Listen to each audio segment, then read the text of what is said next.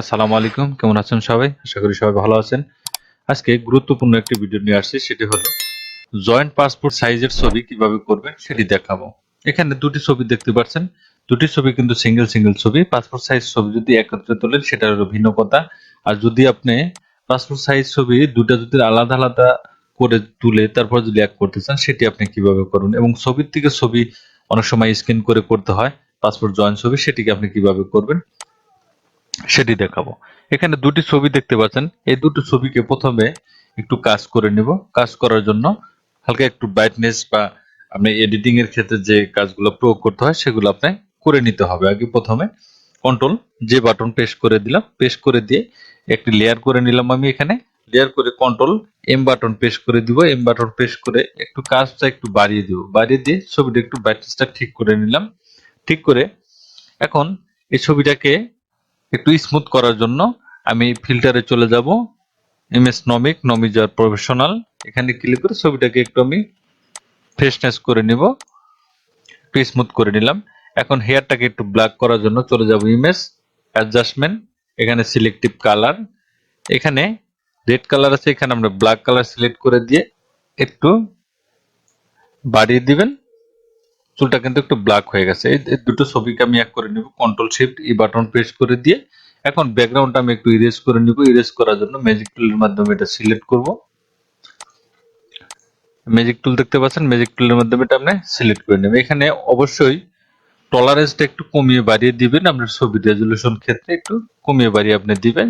যদি মনে করেন যে বেশি সিলেক্ট হচ্ছে, ভিতরে সিলেক্ট হয়, সেক্ষেত্রে আপনি টলারেন্সটা একটু কমিয়ে দিবেন। এতটুকু পরিমাণ দিয়ে দিলাম। এখন মাউসের রাইট বাটন ক্লিক করে একটি ফেদার অপশনে চলে যাব। এই যে ফেদার দেখতে পাচ্ছেন, ফেদার অপশন, ফেদার অপশনে আমি 1 দিয়ে দিলাম।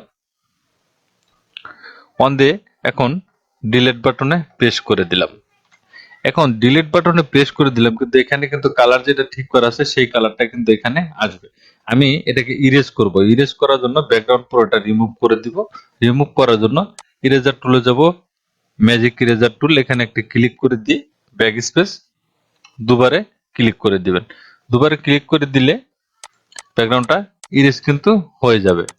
ইরেজ কিন্তু হয়ে গেছে। এখানে আমি দ্বিতীয় ছবিটা যাব। দ্বিতীয় ছবিটা, এই ছবিটা কিছু কাজ করে নিব। কাজ করার জন্য আমি সাধারণভাবে কাজটা করে নিচ্ছি। করার জন্য ফিল্টারে চলে যাব, ইমেজ নয়েজ, নয়েজার প্রফেশনাল, এখানে ক্লিক করে দিয়ে ছবিটাকে আমি ওকে করে দিলাম। ফিল্টারে যাবেন, ইমেজ নমিক, নয়েজার প্রফেশনাল, এখানে লুমিনেসটা একটু বাড়িয়ে দিবেন। টলারেন্সটা একটু আমি শার্পিংটা একটু কমিয়ে দিলাম। এটা আমি ওকে করে দিলাম। ছবিটা কিন্তু ওকে হয়ে গেছে। এখন এটার ব্যাকগ্রাউন্ডটাকে আমি রিমুভ করব। রিমুভ করার জন্য এখানে ইরেজার টুলের মাধ্যমে, যদি ব্যাকগ্রাউন্ড মনে করেন যে পুরোটা সঠিক এক কালার আছে, সেক্ষেত্রে আমি একটি ক্লিক করলে ব্যাকগ্রাউন্ডটা ইরেজ হয়ে যাবে। এবং কি ম্যাজিক টুলের মাধ্যমে সিলেক্ট করেও আপনি কাজটা করে নিতে পারেন। দেখুন এখানে কিন্তু একটু বেশি চলে এসেছে, আমার টলারেন্সটা একটু বেশি থাকার কারণে।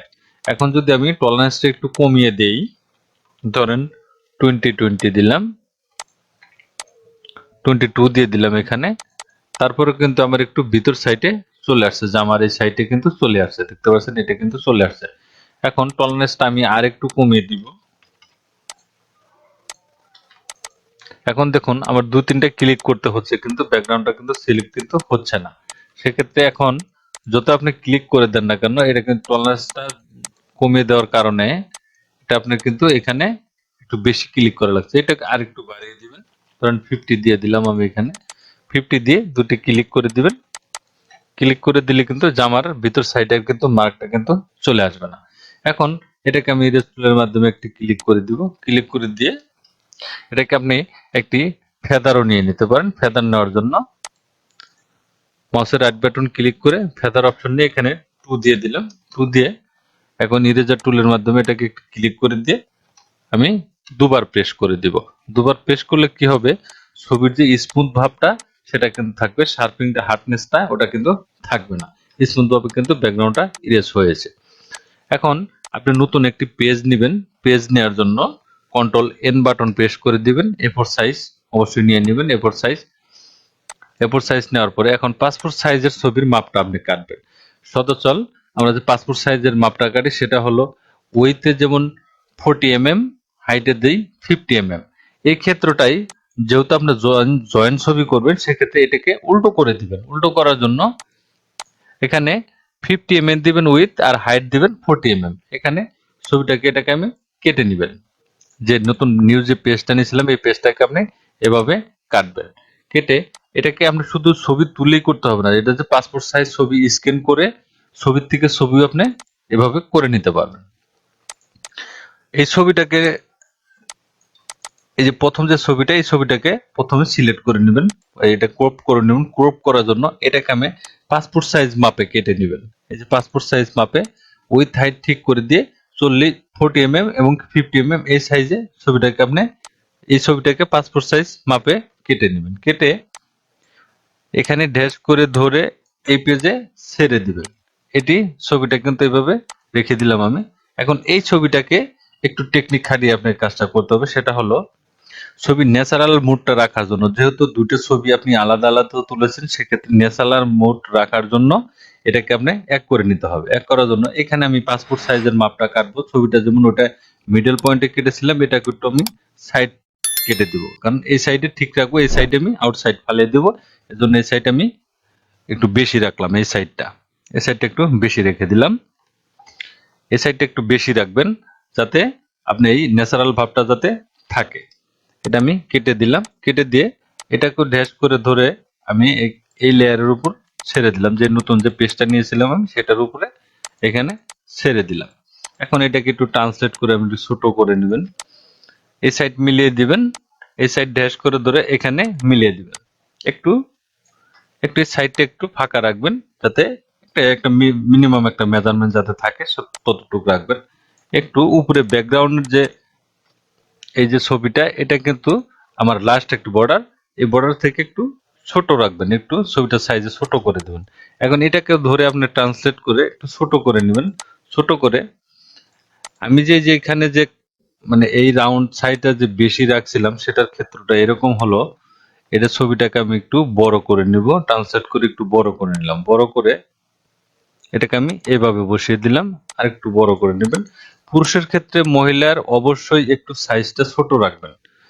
পুরুষের হাইট আর মহিলার হাইট কোনো সময় একত্রিত হবে না বা সমান সমান হবে না। সেক্ষেত্রে আপনি একটু হাইটটা একটু কমিয়ে দিবেন মহিলার ক্ষেত্রে, আর পুরুষের ক্ষেত্রে একটু বাড়িয়ে দিবেন। ধরুন আমি আরেকটু পরিমাণ হাইটটা কমিয়ে দিয়ে বাড়িয়ে দিলাম। এখন এখানে যে আমি যে সাইডটা রেখেছিলাম সেই সাইডটা রাখার কারণ হলো, এই ছবিটা যখন আপনি কাজ করবেন তখন পুরুষের বডির উপরে যখন ছবিটা পড়বে তখন কিন্তু দেখা যাবে যে এটা ছবিটা কিন্তু আপনি ন্যাচারালি করেছেন। ছবির থেকে ছবি যে করেছেন বা আলাদা ছবিকে দুটোকে জয়েন করে দিয়েছেন সেটা কিন্তু আর বোঝা যাবে না। সেটা বোঝানোর ক্ষেত্রেই আমি এই সাইডটা একটু বেশি কেটেছি আর এই সাইডটা একটু কম কেটেছি। কম কাটার কারণ হলো এটা জানি ন্যাচারাল মোডটা জানি এখানে দেখা যায়। তাহলে দেখলেন এটা কিন্তু এ পর্যন্ত চলে এসেছে এবং আমি করলাম। এখন আমি ব্যাকগ্রাউন্ডটা একটু পরিবর্তন করে নিব। ব্যাকগ্রাউন্ডটা অন্য একটি কালার দিয়ে দেবো। কালার দেওয়ার জন্য নিচের যে ব্যাকগ্রাউন্ড লেয়ারটা দেখতে পারেন, নিচের এই ব্যাকগ্রাউন্ড লেয়ার একটি সিলেক্ট করে দিয়ে এখানে কোন কালারটা দিতে চান সেই কালারটা আপনি এখানে চুজ করবেন। ধরুন আমি ব্লু কালার দিয়ে দিলাম। ব্লু কালার দিয়ে এখন কন্ট্রোল এ বাটন প্রেস করে দিয়ে কন্ট্রোল এক্স বাটন প্রেস করে দিবেন। তাহলে দেখবেন ব্যাকগ্রাউন্ডটা কিন্তু ইরেজ হয়ে যাবে। এখানে ফটোশপের কাজ করতে গেলে বেশ কিছু টেকনিক ব্যবহার করতে হয়, যেমন শর্টকাটে কাজ করতে গেলে কিবোর্ড শর্টকাট ব্যবহার করলে আপনারা দ্রুত কাজ করতে পারবেন। আমি আবার দেখাচ্ছি, কন্ট্রোল এ দিয়ে সিলেক্ট করবেন, কন্ট্রোল এক্স বাটন প্রেস করে দিবেন। এটা কিন্তু ব্যাকগ্রাউন্ডটা কিন্তু সেট হয়ে যাবে, কালারটা কিন্তু ব্যাকগ্রাউন্ডটা হয়ে গেছে। এখন ছবিটাকে দেখুন, এটা কিন্তু কেউ বুঝতে পারবে না যে দুটো ছবি আপনি আলাদা আলাদা ছবি এখানে আপনি কাজ করেছেন। সেটা কিন্তু এই রাউন্ডটার কারণে বোঝা যাবে আপনি ন্যাচারাল ভাবেই ছবির কাজটা এখানে করে নিয়েছেন। তাহলে দেখলেন কিভাবে একটি ছবিকে আলাদা আলাদা ছবিকে পাসপোর্ট সাইজ জয়েন্ট ছবি করে নিতে পারেন। ছবিটাকে সেভ করে নেবেন। সেভ করার জন্য control shift S button press করে দিয়ে ছবিটাকে আপনি কোন ড্রাইভে রাখতে চান, কোথায় সেভ করবে সেই ড্রাইভটা সিলেক্ট করে, ধরুন আমি ডেস্কটপে সিলেক্ট করব, সেভ করব। সেভ করার জন্য এখানে জিপিজি মোড দিয়ে দিবেন। জিপিজি মোড দিয়ে এখানে একটি নাম দিয়ে দিলাম। একটা নাম দিয়ে দেওয়ার পরে এখানে ওকে করে দিলাম। দেখলেন ছবিটা কিন্তু সেভ হয়ে গিয়েছে খুব সুন্দরভাবে। থ্যাংক ইউ গাইজ, ভালো থাকবেন সবাই। ভিডিও যদি ভালো লাগে অবশ্যই লাইক কমেন্ট শেয়ার করবেন, সাবস্ক্রাইব করবেন। আর যারা সাবস্ক্রাইব করেছেন তাদেরকে অসংখ্য ধন্যবাদ। পরবর্তীতে আরেকটি সুন্দর একটি টিপস নিয়ে আসবো। সেক্ষেত্রে ভালো থাকবেন, সুস্থ থাকবেন। আল্লাহ হাফেজ।